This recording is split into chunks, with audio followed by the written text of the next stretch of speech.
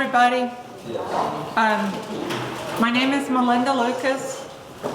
I've been a master gardener for I guess almost 7 years now. I always have to look what year I came in. So I'm class 33. I was the last class before the pandemic came in. I'm also the newsletter editor, so y'all might know me that way. I'm working on my entomology certification, and today we're going to talk about bugs, but my presentation is not just how to kill the bugs, so disappointment if that's what you just came to hear about, how to kill bugs, because this is more of how to kind of learn what the consequences of killing all the bugs ends up. So if you have any questions, we can answer some during the presentation, but if you have long questions, please wait till the end because I talk a lot sometimes, so we might run out of time. So, okay, let's see. And I'm also not good with technology, so hopefully we stay on all of this. Okay, a lot of people always say that they have nasty little bugs everywhere and they just want to kill them and get rid of all of them. I'm sure we can all kind of feel that way, especially right now with all the mosquitoes that we're having. And we just seem to hate bugs. So some of the questions today we're going to look at is what makes bugs nasty and when do we want to terminate them or exterminate them and what kind of procedures should we go through.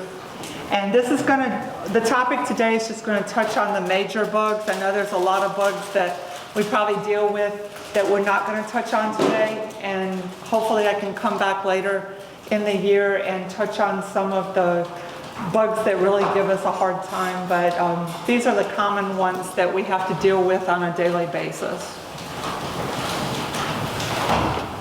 So are you prejudiced or do you just hate all bugs? So a good thing to do is don't just kill all bugs, but get to know your insects. So because we have a lot of beneficial insects. So take a little second to find out who you're killing and why you're killing them. I always love this cartoon. Some bugs are less annoying than other ones. Another cartoon I love. The poor ladybug just can't read the room there.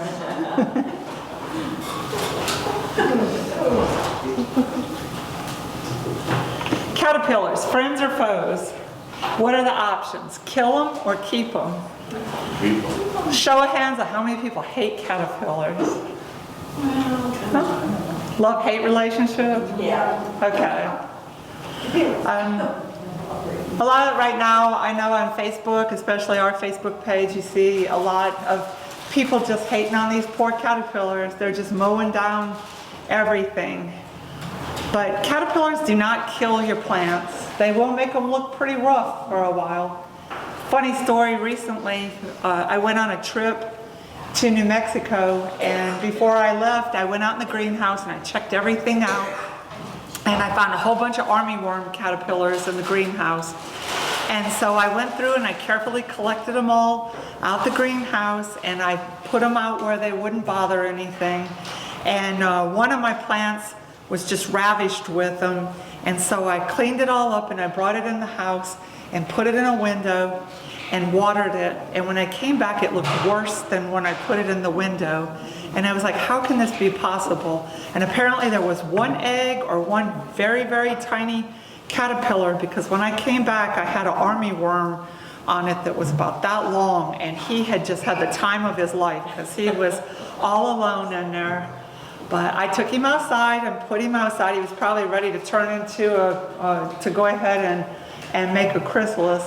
And now my plant, and I just got back 3 weeks ago, and my plant already has leaves this long on it. So it doesn't take long for the plant to recoup after the caterpillars have moved along. These are 3 very common caterpillars that we run across. Does anybody know what type of caterpillars these are? Any guesses? Ugly.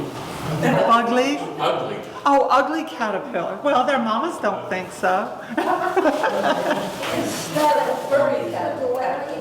The top one is the woolly bear caterpillar. And then underneath the woolly bear is called the bird poop caterpillar.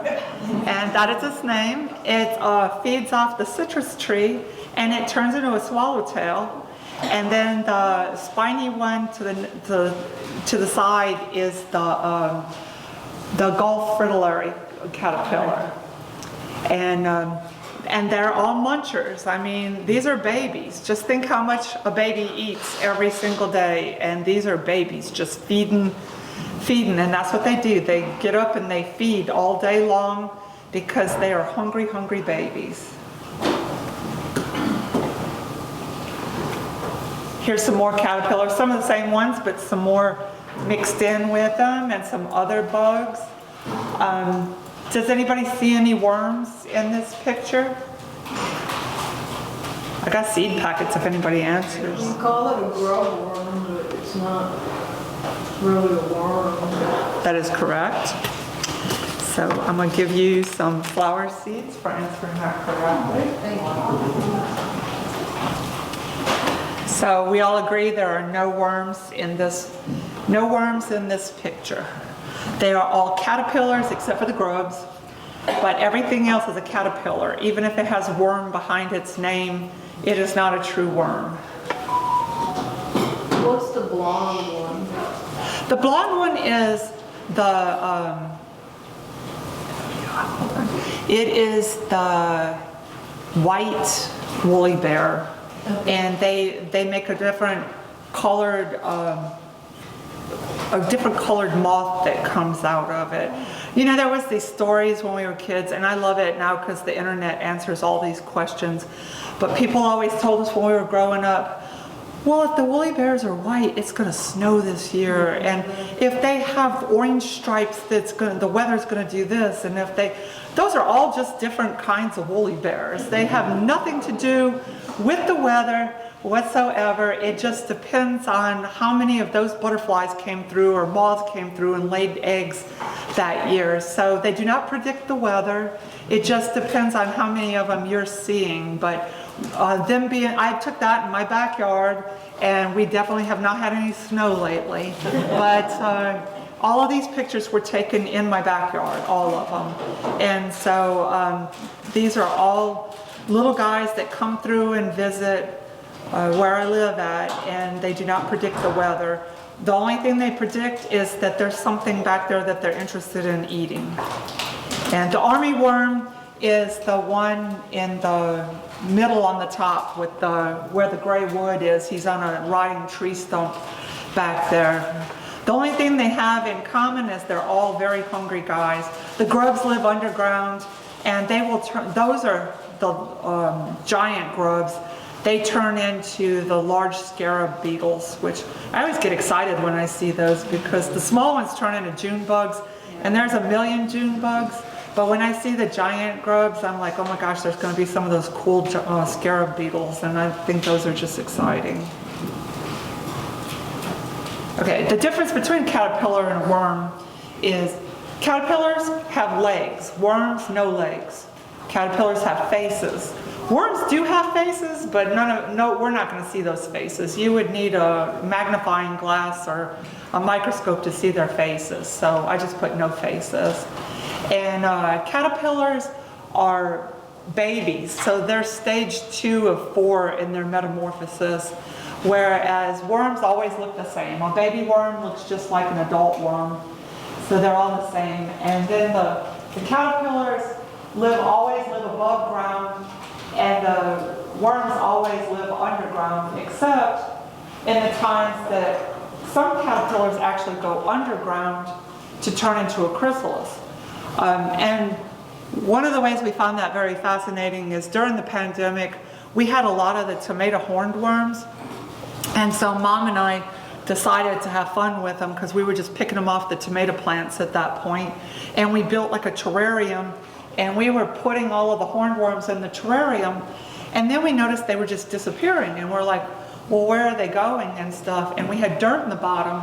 Well, when they get ready to turn into a butterfly, instead of making a cocoon or a chrysalis where you can see it, they drop down and they go under the ground, and that's those weird little red capsules you see with a point on the end of it. So that's where they go. They disappear and they go underground and they turn into that little chrysalis, and then they actually have to come back above ground to turn into a butterfly. Whereas worms live underground and then they sometimes just come up above ground, especially when there's lots of rain or something. And then caterpillars eat greens, whereas worms just kind of sip the soil out. And then a fascinating fact is that things we call worms aren't always worms, like inchworms, armyworms, and hornworms aren't worms, they're caterpillars. And most caterpillars we know do not sting, even if they look creepy or something, they do not sting. And I brought a golf for Larry, and I can never say that right, so, but they're one that, he looks very creepy because he's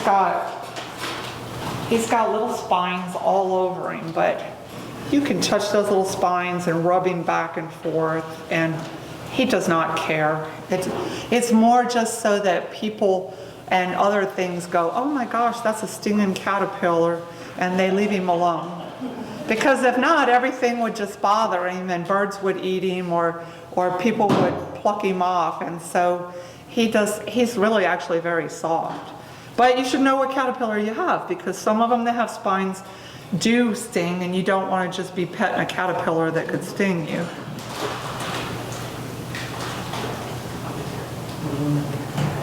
And some people are just creeped out by all caterpillars. So I have a neighbor lady that always comes and she calls me and she says, Miss Melinda, can you come get those ugly green worms off my plant? They're eating them all. So I go down there and I get all of her horned worms off of her plants, and I bring them down and put them where they're not hurting anything.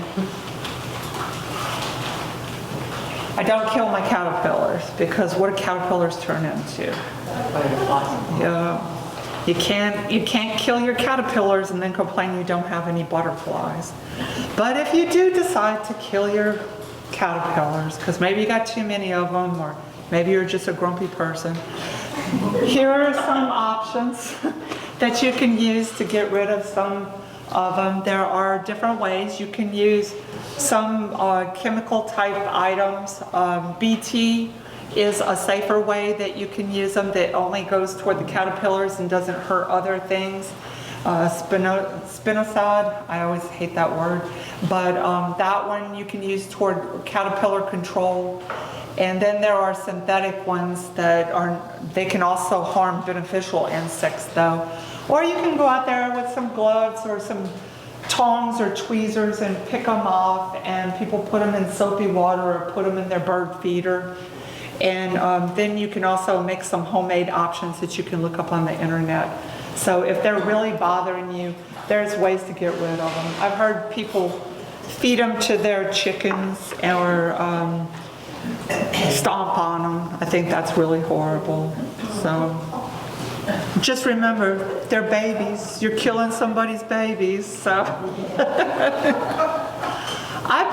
one of the ways that I try to save the caterpillars is I just plant extra stuff, because if you have a lot of extra stuff, then it doesn't really matter if the caterpillars are eating the extra stuff, because you still got plenty of stuff that you need. My yard probably looks like a jungle to some people, so as long as there's paths for me to walk through, I don't care. Here are some of the butterflies and moths that come out. So, you know, if you wish that butterflies or moths weren't in your garden, then that's when you would want to get all of the caterpillars out. But look at all the beautiful things you're missing out on. I have a weed in my front yard, and it's said that it's an invasive weed, but I actually love it. And it's called oh my gosh, I'm not gonna remember the, oh, coat button. And it just kind of grows everywhere. And it makes a little yellow flower followed by like, almost kind of like a dandelion head. And it's real low growing.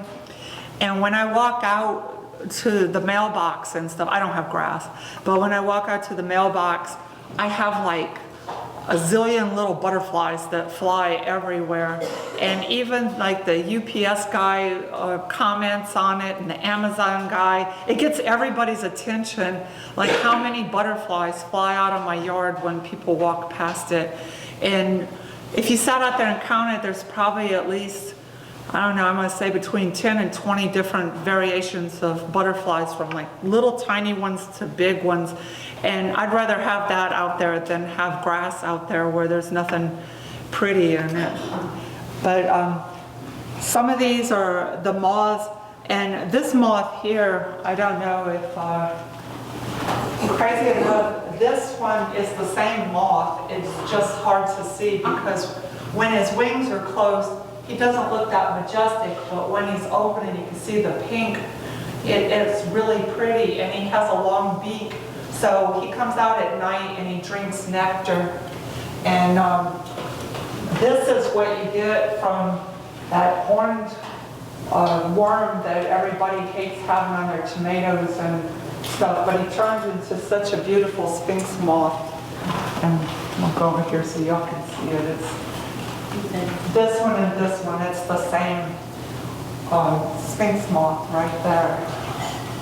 And then all the other different kinds of butterflies. And then what you have planted in your yard also depends on how many different kinds of, different types of butterflies you're going to draw in.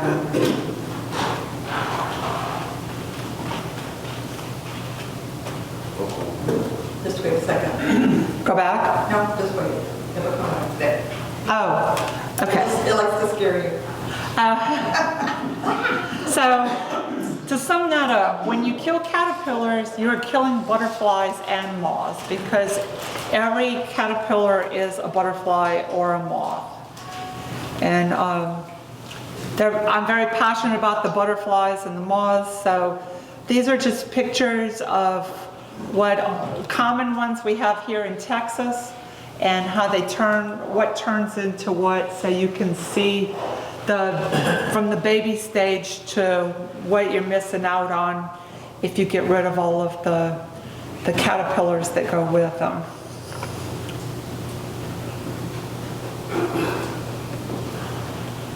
So, okay, so what can you do if the caterpillars are all eating your plants and you want to keep them, but you don't know what to do? So, plants need host plants for the caterpillar. So again, I say plant extra ones for like decoy plants so that you can, you're not losing the things that you want. And they don't have to be the same thing. So like if you don't want the tomato hornworm on your tomato, you don't have to plant extra tomatoes. You just have to find a host plant that the tomato worm can eat, which is in the nightshade family. And then also, and to me that's the datura plant, which I'll show you in a minute.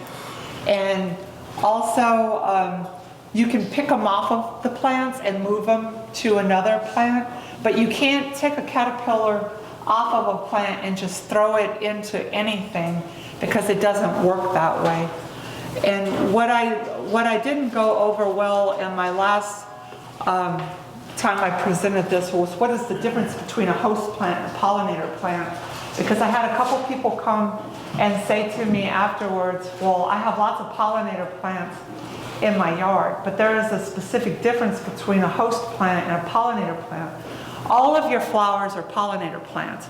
So anything you have in your yard with flowers in it is most likely a pollinator plant, unless there are some things that are just decorative, but they don't give out anything that the insects need. But a host plant is specific. So I'm going to show you an example, and I know people are squeamish, so I put them in Ziploc bags. So I'm going to carefully, don't squish my babies. So this is This is my golf fritillary, and he is on a passion vine. This is all he can eat. He can't eat anything else. If you take him off this passion vine and you put him on a rose bush or you put him on a milkweed, he's gonna die. He will not turn into a butterfly. He will not survive. He will die. He has to have that milkweed, not milkweed, that passion vine to live. That's the only thing he has to survive. And in here, this one's harder to see. I couldn't find any large ones, but I promise you there's three hornworms in here. They're very small in here. And how do you find these when you're looking for them? Follow the pepper, for one. The little pepper's the black spots because that's the poop on their plant, and that's how you know you have them. You can also shine a black light and they kind of glow, but you can also see your leaves are eaten up, and you'll see the leaves are eaten here. And then I usually just turn the leaves over and I'll see them, and once you see them, you start seeing a whole bunch of them. But there's 3 little babies in here munching away. And this is on the Datura plant, which is in the nightshade family. And when I find the hornworms on my tomatoes, I move them over. This is the Datura moonflower. And I move them over into here because I have so many of these growing in my yard that I don't really care if I have some extra, I don't care if they eat them. I have a lot of them. Oh, here it goes. Because I'll tell you, each one of these little green spiky balls makes like 100 and something seeds. So if you plant one, you're going to have a lot. You see him right there? Yeah. He's a little baby. There's 3 little babies in there somewhere. I'm going to try to put him up at the top so y'all can see him when it grows around. So he'll be up by the blue. But he has to have either a tomato plant or this plant because this is what he eats. And you can't put him on anything else because he's not going to make it. Did he disappear? Oh, he's right there. Yeah. See him? Yeah. Right there. And they blend in really good, and that's their job, because if they didn't blend in really good, they get eaten. Every day of their life is very short, and they get, this is just a thing of survival. Like, if they get seen, they get eaten. And then this is a swallowtail, and it has to have either parsley or dill. And that's what they eat. It has to be in that family for them to survive. And just like the monarch has to have the milkweed. It can be any variety of milkweed, but they have to have a milkweed. So if you take them off of here and you move them over to a passion vine, they're going to die because they don't have what they need to eat. It's like if you took your baby off of formula and started just feeding them potato starch, they're not going to make it. So it's the same thing with the guys. So that's the difference between a host plant and a pollinator. Once they turn into an adult, they can feed on any plant. It doesn't matter, anything with a flower on it, they can go and get the nectar from a flower. Does anybody have a question between the difference between a host plant and a pollinator plant?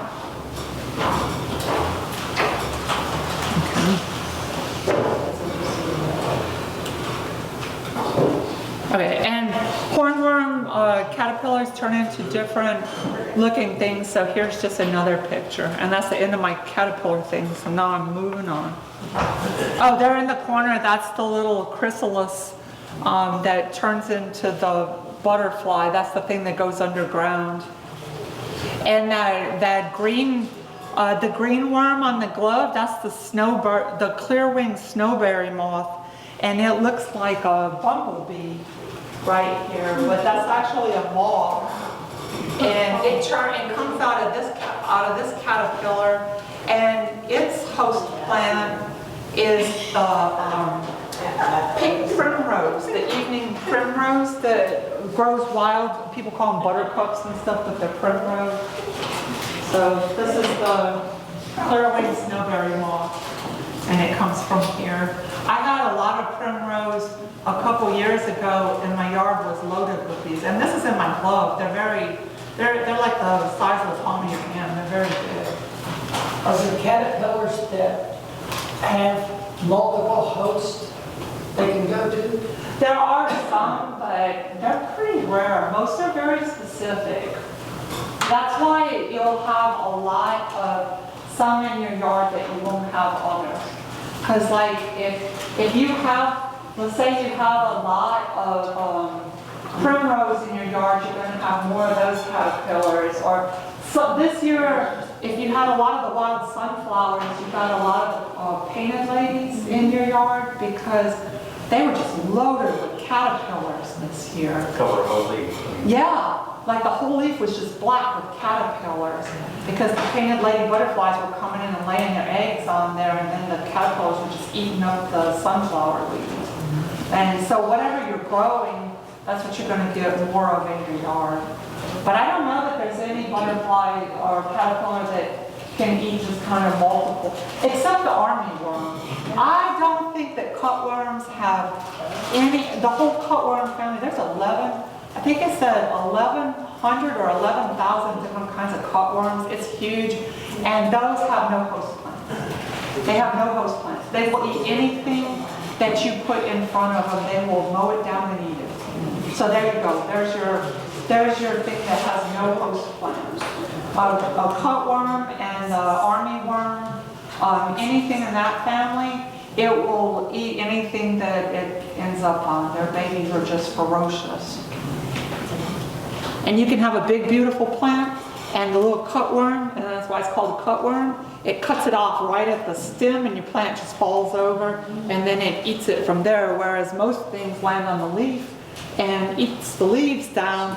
And then if it runs out of leaves, it'll usually go to the fruit or whatever. But the cutworm family, it's destructive. And that's why a lot of people really hate them, because they can demolish a crop. Okay, now we're going to move to bees and wasps. So a lot of people hate wasps especially. But bees and wasps are garden friends, even if you don't see them that way. And they're very beneficial because we need them as pollinators. And they also are, not only are they pollinators, but they keep a lot of garden pests down in our yard because they're predators, and their favorite food is actually, the wasp's favorite food is spiders. And so if you get rid of all of your wasps, you'll tend to see more spiders all over. Whereas if you have wasps in your yard, you'll see less spiders. So you got to kind of 50-50. I have a rule in my yard that I like to know where my wasps are located. They're not allowed to be located near doors. But if they're like up on the eaves of my house and they're not in my way, they're fine. I leave them up there, let them do their thing. They just can't be by the front door. For one reason is because I don't want to accidentally bump into them or have somebody else bump into them. And the second reason is my husband has done some mad video experiences because he's deathly afraid of wasps, and I can't afford hospital bills. So. Video cameras are great on doorbells though. When my husband does something crazy trying to get away from a wasp, and my mom says, it's a shame we didn't get that on video, and we're like, oh yeah. And then we can watch my husband rolling around in the front yard trying to get away from a wasp. So, wasps are really not usually after you. They're very protective of their nest. So it's not so much they're like, oh look, a human being, I'm gonna go attack him. It's more like, look, these are my babies, and I really love my babies, and I want to keep them here. So that's what they are. Only female wasps will sting you. The male wasps do not even have the anatomy to sting, so they will not come after you. And the females are just, again, protecting their babies. But they are the ones who go after spiders, and especially black widows. If you ever get one of those wasp nests down or the mud dauber nest, and you pop it open, and you count with tweezers how many spiders are inside those nests. A large nest can hold up to 2 pounds of spiders and insects in there. So those guys are busy picking up spiders and cleaning up the yard. Every insect has some purpose, whether we like it or don't like it, and whether we can see it or don't see it, it serves a purpose. What happens a lot of times is we throw the balance off because we decide we don't like an insect, and so we try to kill off that insect, and it messes up the rhythm of things, and then the balance gets out, and we end up with too many of this or too many of that because we took away its natural predator, and then the system gets thrown away. And and they eat caterpillars too. So if you don't like all those caterpillars, but they don't pick up the caterpillars and take them to their nest and stuff them in there, because that'd be crazy. Could you imagine a spider, a wasp nest with a big giant caterpillar stuffed in it? It's much more interesting. The wasp lands on the back of the caterpillar and actually lays its egg inside the caterpillar and eats it from the inside. So the babies are in there, and so you'll see like caterpillars with weird things on the back of it, parasites and stuff, and so the caterpillar becomes a food source for that type of wasp, but it's a walking food source, so it's very, very interesting. And another big wasp, and I wish I could have put that in my video, I don't know how to add videos into this, I need to learn that for next time. If y'all have never seen the cicada killer, that thing is amazing. It's that thing that looks like a giant hornet. It does not sting humans. It can, I've read, but there's like very, very, very few instances, or if any, where it has. But I got one on film the other day where I actually saw it getting the cicada, and that is a strong bug. It got that cicada and it pulled it up on the sidewalk, and she grabs it and she walked up my drain pipe while she was holding it, and then she flies off with it, and she has a burrow underground, and she takes the whole cicada and she's stung it and stunned it, so it's like in a coma or whatever, and she takes it down into the hole and pushes it down in there, and that's the food source for their babies. But seeing the size of the cicada killer and the size of the cicada, and watching her take that thing and fly away with it, you're like, that is a very strong insect to watch that. And I was able to follow her. She was so into getting that cicada. I filmed it all the way up that drain pipe, and that was very interesting to watch. We had tarantula hawks. Oh, yes. Yeah, I would love to see that too. That's crazy. Because they're not even that huge, and they can pick up a tarantula.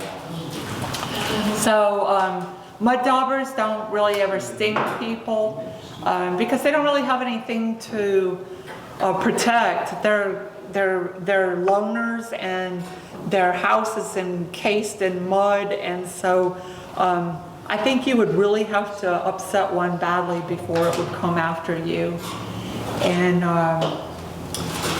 so yeah, there's a lot. Oh, and then after the wasps get their nests all done and stuff, they work 24/7 working on that nest. If you've ever seen a nest, they're just up there working and working and working. They're either chewing leaves, building the house, filling the house, putting the spiders in there, putting the eggs in there, capsuling it off. Then when they get all done, that's when they go out and they seek sugar, and that's when they do all their pollinating, because they need that energy back. Can you find him in there? It's like, where's Waldo? Because he's green and it's all green. And yeah, there's 3 of them in there.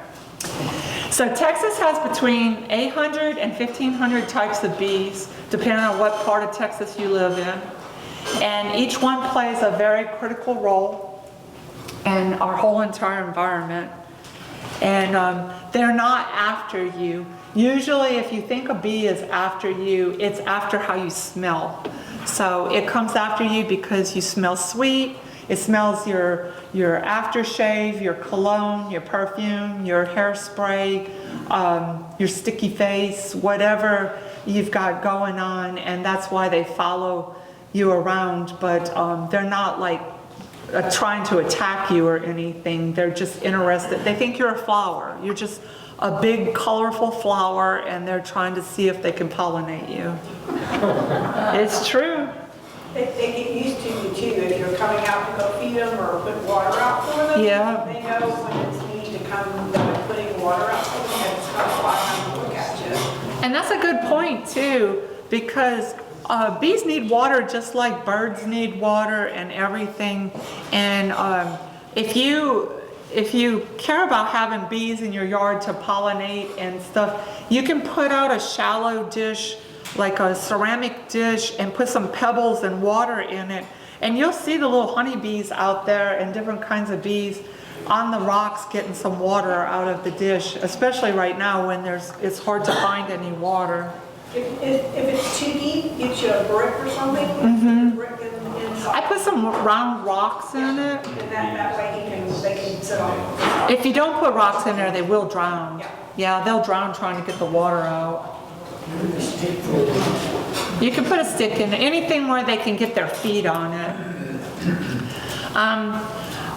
This was credited to Albert Einstein, but they said they don't really, I looked it up and they said they don't really know that he really said it or how true it would be that if all the bees disappeared from the face of the earth, that humans would have less than 4 years to live. But honestly, it would impact us greatly. It would cause our food prices to go up, food shortages. It would cause a lot of food to be bioengineered, because a lot of our food is pollinated by bees, and we depend on the bees a lot. And also we would lose a premium crop, which is our petroleum and our beeswax, because all of a lot of our like lip products and lotions and stuff contain beeswax, and we would lose all of that. There's no other way to even make an organic beeswax without bees, and so we would just completely lose that, and there's no substitute for real honey. This flower in this picture is the shrubby boneset, or boneset. I never say it correctly, but I guess you could say it either way. And it's one of my favorite plants because the bees just love it. And it blooms in late summer, early fall. And I'm surprised it's not already blooming this year because we got a lot of rain, but mine hasn't put flowers out. But it is a wonderful flower. It's also known as a white mist flower, but it is a pollinator attractor. Like, you'll get every kind of pollinator on it that you can imagine, but it does get pretty tall, so you have to have a good sized space for it. And mine came up all by itself, but I'm thankful it did, because it's one of my favorite plants in my backyard, and I get every kind of different bee you can imagine. I even had a tarantula hawk on it, which I had never seen in real life before. I had to take a picture of it and Google it to see what it was, but I get a lot of different pollinators out there. Melinda, what did you say it was? It is a shrubby boneset, B-O-N-E-S-E-T. Yeah, it's also called white mist flower. And I did bring some. I have seeds, but I don't have enough seeds for everybody. But if you want a seed, you can come up and I'll give you a seed or two afterwards. I just can't give you a whole pack of them. But it gets about 5 feet tall, but it dies back in the winter, but it'll come back, and It's quite an amazing plant. It's one of my favorite plants. You can grow them from cuttings too. Oh, you can? I did not know that. You can grow it from A cuttings. friend of mine cut his down in the winter Uh-huh. and then just stuck the sticks in pots and. I'll have to try that this year. Awesome, good to know. I've never tried that. Well, he just decided what the heck instead of throwing them away. Well, that's true. That goes to, I do usually do stuff like that. I've just never tried that one, but it's called the nothing to lose theory. If you're gonna throw it away, try it because you don't have anything to lose. Yellow paper wasps versus yellow jackets. A lot of people say, oh, I got yellow jackets. Those are yellow jackets. You hear people say yellow jackets all the time. Most likely you haven't really seen too many yellow jackets. Yellow paper wasps are everywhere here. They hang from the paper umbrella nests around the eaves of houses. They're in bushes. They like to hide. They blend in really well with everything. Whereas the yellow jacket, it makes a big paper cone, usually underground or inside of something where you can't see it too well. But these yellow paper wasps can be very mean, and they're very camouflaged. This nest right here is inside of my Jerusalem sage. And if anybody's familiar with the Jerusalem sage, all the pods on a Jerusalem sage look just like a wasp nest. And so I was just in there trimming my Jerusalem sage, and I got stung by one of those before I realized that there was a whole nest of them hanging in there. And so you have to watch out for little hiding ones. Normally I see them, I'm always I got my radar going all the time for wasps, but they are beneficial, but they can be a pain, literally, because if they get you, they're hot when they sting, and they're hard to see because they seem to blend in with everything in our yard. But if you know where they're at, they are a beneficial insect. Whereas this is a yellow jacket on the picture, and I don't think they can be beneficial, but this is the best beneficial picture of a yellow jacket. I sprayed this one at my aunt's house in Michigan. They were coming out from the crack between her steps and the side of her house during a party, and they were scaring me really bad because there were a lot of children going up and down those stairs. And the crazy thing is you don't know how many of them are in there because you cannot see where they're at because it's inside of there. There could have been 1,000 of them in there literally, and you have absolutely no idea. A paper wasp nest, you might have, if it's a really big nest, you might have 50 of them in there, but yellow jackets, you have absolutely no idea what you're up against. And if you have yellow jackets, you honestly need to call somebody, a professional, and have them removed because you could end up dead. And they can come out and they can just sting and sting and sting, and you don't know what you're up against. So if you think you have yellow jackets, you don't need to be messing with that on your own. Fun fact, the bald-faced hornet, which is a type of yellow jacket, is the only known hornet in the state of Texas. So we don't have any real hornets here. And I don't know whatever happened with that killer hornet we were supposed to have, but you never hear about that anymore. There's a hornet I'm seeing in the last 2 years, large reddish brown. Here? Yeah. But it's not a hornet. It might be a big wasp, but it's not a hornet. Because according to Texas AgriLife, there are no true hornets in the state of Texas. What is a hornet's nest similar to, say, yellow jacket? Yes, it's the big paper cone. It's a cone. Okay. And we don't have any true hornets here. The bald-faced hornet is the closest thing we have to a hornet. And it's actually a yellow jacket. I mean, it's actually Paper wasp? no, yellow jacket. Yeah. Paper wasps are always on an umbrella. They're just the open nest that's open on the bottom. Hornets are always in like a cone thing. But you don't always see the cone. That's the scary thing. The cone is there, but you don't always see the cone. Like we see Winnie the Pooh where the cone is hanging from the tree, but the cone's not always hanging from the tree. The cone could be under your house, the cone could be in the wall of your house, the cone can be in the ground. You don't always see the cone. That's what's scary about it. We don't know where the cone is. So they build the cone, but the cone is not always visible.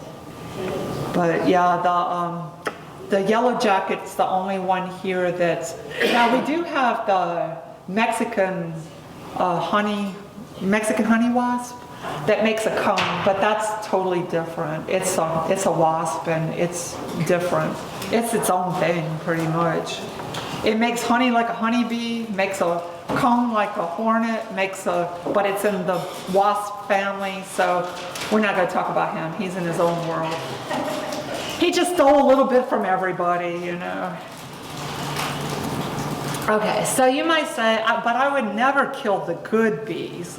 But the truth is, if you're spraying for wasps and bees, you are killing the good bees, because you can't kill what you call the bad bees or the wasps without killing the good bees. Your can of Raid or your can of Spectrum or your exterminator, there's no magic that comes out of there and only kills it. I hate if I have to spray a wasp nest, so what I do, if I have to do it, I spray it, I let it set for a few minutes, and then I go out and I take the water hose, I wash everything down, I put soap and water, I clean everything up, I water the ground and stuff, because think about it, what eats bugs?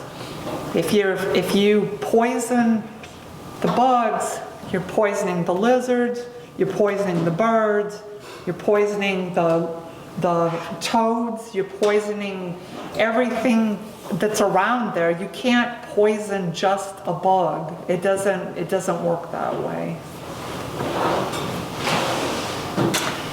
So now we go to one of our other favorites. What if there were no mosquitoes? Wouldn't that be great? I know, I think of that every night when I'm out trying to water and I'm like, oh, I went to New Mexico for 5 days and I didn't see a mosquito for 5 days, and I was like, oh my gosh, this is paradise. But in truth, they serve their purpose. Mosquitoes are a huge food source of bats, larval dragonflies, freshwater fish, and aquatic insects and beetles. And just the larval dragonflies eat over 100 mosquito larvae a day. And so I don't know what else they eat, because I couldn't find what else they eat if they don't get the mosquito larvae. So it's kind of important to them. And the same thing with the bats. The bats live on mosquitoes. So I wish there was a way we could just pack up all the mosquitoes and send them straight to the bats and stuff. So our job is to not try to kill, like in mass quantity, kill all the mosquitoes, but just limit how many we have in our yard, and that's just to make sure we don't have any standing water, and that if you do have rain barrels or bird baths, that you keep the bird baths clean and filled, and if you have rain barrels, that you put the mosquito bits in them. And you can put the mosquito bits in your bird baths too. There's nothing in those that will hurt the birds. All it is it's corn cobs that are ground up and soaked in oil, so that when you put them in your barrels and your water, the oil comes off and it puts a little film over the top of the water, and the mosquito larvae suffocates, so it can't get up there to get the oxygen. But honestly, I don't put them in my bird bath, because your bird bath should be rinsed and filled every day, and so that would just make your bird bath gross, so I wouldn't put that in my bird bath. But I do use them in my water collection barrels and anything else that I have any water standing in.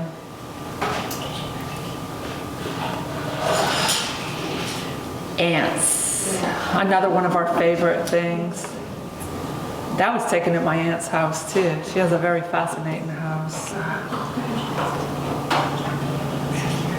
So ants can be good and bad. I don't like fire ants. They rank under mosquitoes. I'd rather have mosquitoes than fire ants, but that's me.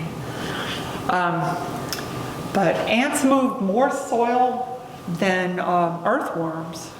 And so they keep our soil kind of aerated and healthy. And oh my gosh, they clean up stuff. If you ever dropped anything like some food, those little ants go to town and they can clean up dead and organic matter in no time. They clean up dead, decaying creatures, food, leaves, you name it. They move it. They're like, that's an army of workers right there. And they also help return nitrogen to your soil and help your plants grow. And they also keep pests down too, because they will go under things and they'll keep down the other bugs and things that are taking over your yard. And seed dispersal.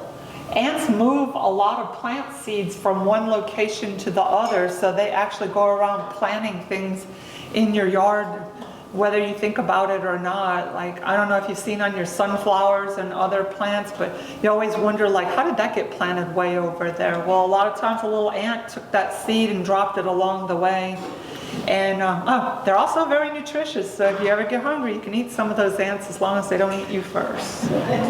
Just remember that if you're stranded. Fire ants are delicious. I bet they are. A fire ant queso. Oh yeah. A lot of pleasure in eating them. Eating them instead of them eating you? Yeah. Yeah, I'm not a fan of fire ants, but if you do need to get rid of fire ants in your yard, also again, just important thing, read your labels of what you're using and how you're using it, and make sure you're just not poisoning things with chemicals that are poisoning everything else. Find alternatives that you can get rid of pests or lower the amount of pests you have without destroying everything that you're working on. You can't have an organic garden and then go around poisoning everything in your garden and then go, look, I made this organic tomato. Well, no, you did not. You did not make an organic tomato. You killed everything in the process. What home remedies do you recommend to do? I don't. Bugs, caterpillars? I don't. Well, soap and water if it's bugs that I can't live with, but I usually just cut things off. Like if it's something that's on there that I want off, like if it's mealy bugs, or if it's if I see those little spider mites or something, I scrape them off or trim them off and try to stay on top. Use soapy water. I don't remove my caterpillars. I just don't. I move them. If they get out of hand, I move them. So I just plant. My front yard is a wildscape, so everything that I don't want eating my garden stuff goes out front, and it can just do its thing. It don't bother me. Gotcha. The backyard where I keep my tomatoes and herbs and stuff, I keep that in an area and I just check it, and if I see things on it, I remove them and put them over where they can live. And I love dill, so I go around I throw it like pixie dust everywhere, and I just let it grow wherever it grows. And no matter how many caterpillars I get, they don't eat it all. So I have plenty. April's come and gotten some from me before, and Because mine got eaten up by caterpillars. because hers got eaten by caterpillars. I didn't get much this year, but it wasn't because of the caterpillars. But I try to make an ecosystem where everything can be okay. But the only bugs I do, the fire ants, I do have some of that stuff where they take it and they take it to the center of the mound and it just kills the fire ants. Yeah. Yeah, and it doesn't affect anything else, it just works on the fire ants. And that's about all I use. I don't have any other, and I use some, that earth stuff, what's it called? Yeah, that I use occasionally on stuff, but So you don't use neem oil? I don't really like neem oil, it's sticky, or it's, yeah, I don't really use it. So that and, yeah, I don't. Supposed to be organic. It is organic, it is. I mean, you could use it. It's not a problem, I just don't use it. I use water, vinegar, and pepper flakes. Well, there you go. Oh, that'll work. 100% organic. Yeah. And, yeah, so there's a lot of stuff. You could just look up organic remedies. Okay, I'm gonna try to get through my next, I have 6 slides and I'm gonna have to go 1 a minute or 2 a minute. Okay, so anyhow, that's all I'm saying is just make sure that you're reading what you have and know what your side effects of your pesticides are, because a lot of them are dangerous to humans and animals. If you saw the news this week, you saw again where they're still talking about all of the harm that's done by Roundup and everything with the company behind it, and people still with cancer and these forever chemicals and stuff. And we have to think about this, and again, it's not organic if we're spraying chemicals everywhere. And studies are showing that it's related to non-Hodgkin's, lymphoma, leukemia, prostate cancer. So just try to find things that are organic. Those insects do a lot less damage than those long-term chemicals. And that is a definite fact. And this, you won't have time to read all of it, but it goes through and it shows chemicals like that are in the basic herbicides and pesticides, and that they affect bees and birds and fish and the different organisms. It's a lot. And I've seen, and if you have an exterminator and you stop him and ask him what he's spraying and what it affects, 9 times out of 10 they can't even answer that question. Because I did it, I've asked them. I'm like, I've been at other people's house and I'm like, well, what are you spraying? Is it safe for the lizards? Is it safe for the birds? And then they give you this look like, what are you bugging me about? So,